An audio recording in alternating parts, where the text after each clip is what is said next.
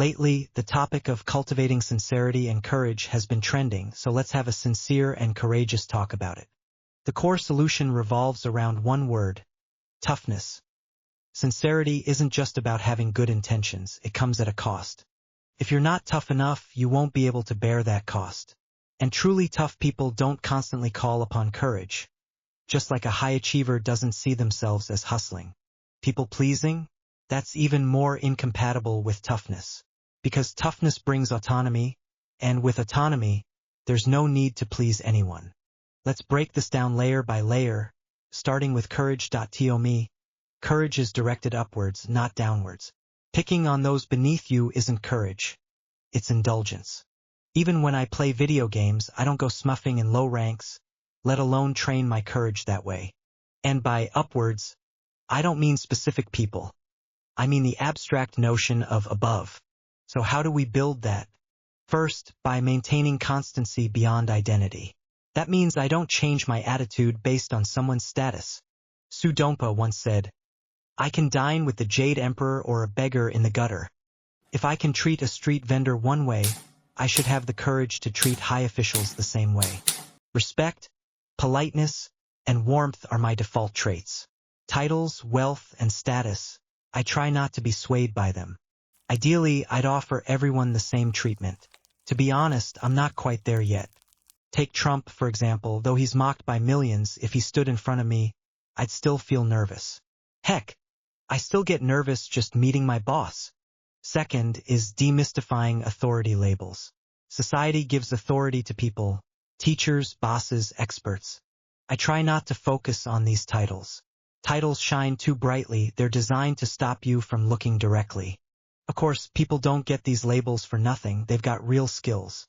But that makes it even more important to study why they're good, what I can learn, and crucially, can their strengths become mine? That's where courage kicks in.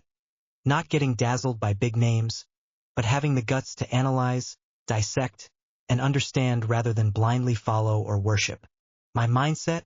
Okay, you're great, I acknowledge that. But tomorrow I'll be better. That's how bold I am. Third, treat rules like pets. Honestly, I respect rules, they often protect the weak, like me right now. But deep down, I want to treat rules like cats and dogs, to stroke, play with, and poke them. This mindset started with a childhood confusion. How come well-behaved kids like me never got as much attention as those rebellious, flashy ones? Turns out I was just tamed by the rules. I got used to obedience, became soft. Meanwhile, the rule breakers, messy uniforms, disrupting class, seemed charismatic because they challenged the rules. Later, as my grades improved, I noticed something strange. Rules started to bend for me. Rules weren't fixed. I finally saw the allure of the bad boy archetype. So now, I try to examine rules, find their mechanisms, even their loopholes. I want to turn these shackles into playful pets. But that takes huge effort, constant learning, trial and error, self-improvement. It's a harder game than just scoring 100 on a test under rule protection. But who cares? Tough people take the hit. Smart ones explore even taboo zones set by humans. That, to me, is real courage. Now let's talk about people-pleasing. Honestly, we all have it, me, you, everyone. Let me say something counterintuitive. Pleasing others isn't inherently wrong. The key is not letting it become a default personality. It's about autonomy. Why is it okay to please others sometimes? It's all in the word please. You can beg and hand over power, or you can confidently demand in return. That's autonomy. I treat you well, you treat me well, so I treat you even better. This is rational repeated interaction. A low-friction win-win. Someone has to make the first move. So does offering goodwill first make you lose face? No, it's actually the opposite. You show kindness, then adjust based on their response. If they respond well, go further. If they don't, get tough. That's the hunter's mindset. You hold the power to decide when and how the screening process begins. Where's the low posture in that? If anything, it's powerful. I was raised by an improving education system. Glasses on, looking like a proper gentleman. But we all know what big bro energy means. It's not about being aggressive, it's about looking after others. Bringing everyone to the table. Even when they don't ask, you give first. That's just a goodwill loan. You're the creditor. It's their turn to pay up. So asking for reciprocity? Totally justified. Some folks just value their kindness too highly. If it doesn't get returned, they feel like they've lost. Then, like stock market amateurs, they double down. More kindness, more investment. Until they lose control and start simping. That's just sunk cost bias stealing your agency. Let me give a few concrete examples. First, people-pleasing often stems from insecurity. It's a surface trait, but dig deeper, it often starts with a lack of self-worth. So they try to earn what they already deserve by being overly humble. Say you're eating with a group. Some people are always the center of attention. Others? Totally fine being quiet, just enjoying their food. If the mood's right, they might jump into the convo. That's autonomy. But some folks hate the silence. They start small talk or attention-seeking. Why? They're overthinking. Why is no one talking to me? Do they dislike me? Did I say something wrong? Are they excluding me? They let their emotions depend on external validation. Remember that textbook quote, "Be not elated by material gain, nor saddened by personal loss." Forgotten. Second, not knowing how to say no. Sometimes this has nothing to do with personality, it's just long-term social conditioning. For example, I get motion sickness, so I hate chatting in ride shares. But if a driver wants to talk, and I ignore him, it feels rude. So I chat. That's social training overriding my preference. Small talk's no big deal.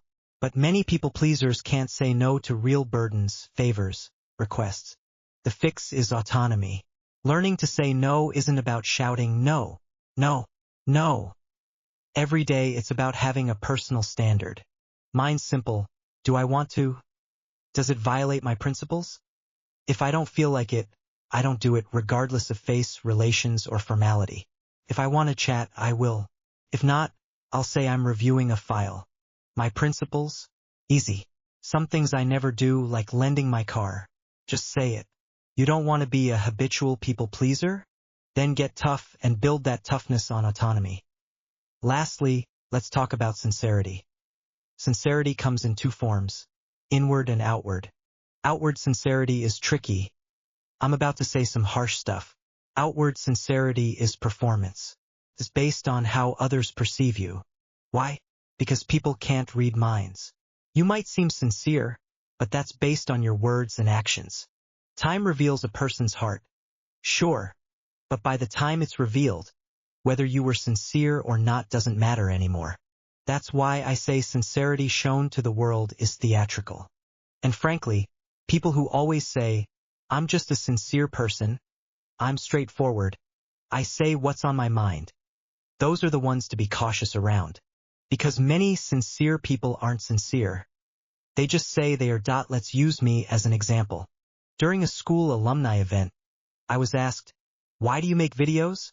I could say it's to integrate Eastern and Western management theory, share cutting-edge business knowledge, and promote public awareness, blah, blah, blah. The alumni team asked, "Isn't that a bit lofty?" So I replied, "Honestly, to make money. I went to business school. I've got no other skills. My mindset? Okay, you're great, I acknowledge that. But tomorrow I'll be better." So I replied, "Honestly, to make money. I went to business school. I've got no other skills. I wish I could work on AI or drones or something, but I ended up here. What's the measure of a good business student? Making money. If you're broke, who cares how good a student you were?" They said, "That's very honest, but could we tweak the wording?" I said, "Sure, how about?" I aim to apply what I learned, create content that blends entertainment with expertise, and benefit others through sharing knowledge. We finalized it. Now, of these three versions, which one sounds most sincere to you? Probably the money one, right? But honestly, they're all sincere, it's just the money version has more dramatic flair. That's performance. The core isn't me. It's the audience's perception. So to me, outward sincerity is a false concept. Still, inward sincerity, being real with yourself, that's meaningful. And once you're honest with yourself, you don't have to perform. It naturally shows and people feel it. But being sincere with yourself comes at a price. Don't like your roommate? Say it at the cost of harmony. Hate your job? Quit at the cost of income. People say sincerity is a killer move. What, no energy cost? Then it's not a move, it's a bug. Again, using myself. I can be sincere with myself on major principles. On minor, non-principle stuff, sometimes I just let it slide. In Chengdu, stand-up comedy is thriving. I go often. Usually, several comedians perform. One of them emphasizes their LGBTQ identity and mostly jokes about that. Plays well in Chengdu. Problem is, their jokes aren't funny. I know this club well. There are better comedians technically. But their competitors are the other 5 comics. The 6th slot feels reserved for identity reasons. No need to compete. Just show up and talk about identity. Naturally, this leads to laziness. Real stand-ups keep improving. Same story, better delivery, refined details, improved pacing. This one, same set from 6 months ago. No pressure, no growth. Now if I were truly sincere with myself, I'd call them out. I paid money. Why am I watching a half-baked set?